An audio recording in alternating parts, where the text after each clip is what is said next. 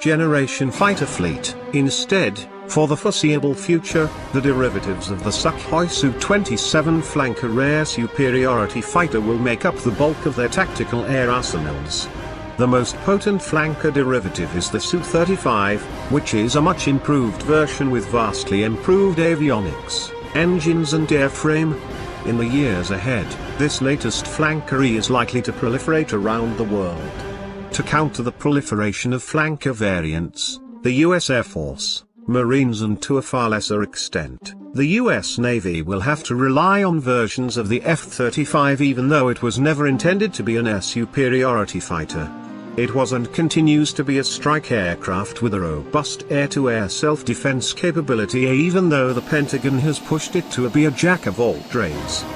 How would a group of 4 F-35s fare if it were confronted by a formation of 4 Su-35s?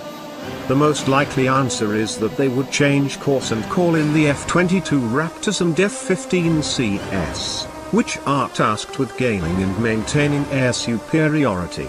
Meanwhile, the F-35s would go on their merry way to their assigned targets. However, as history shows us, many times in war you do not always get to choose from the most optimal of solutions. If the F-35s were left to their own devices, they would probably be alright even against the Su-35 if they played their cards right. The F-35s pilots would have to use their stealth, onboard and offboard sensors and smart tactics that play to the F-35's strengths and avoid its weakness.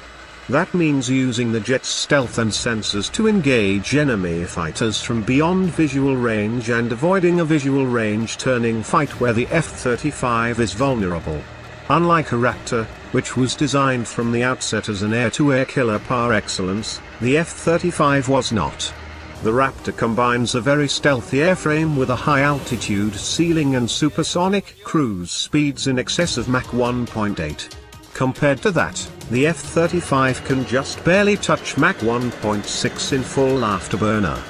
Further, the F-22 possesses excellent maneuverability for close and visual range dogfights. It crushes the competition in terms of turn rate, radius, angle of attack and energy addition at all altitudes.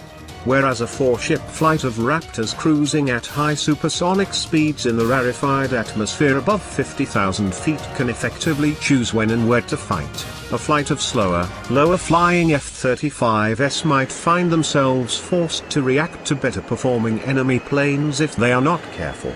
Moreover, the F-35 does not have the speed or altitude to impart as much launch energy to the AIM-120 air-to-air missile as the Raptor can, which means the missiles will have less range when fired from a JSF.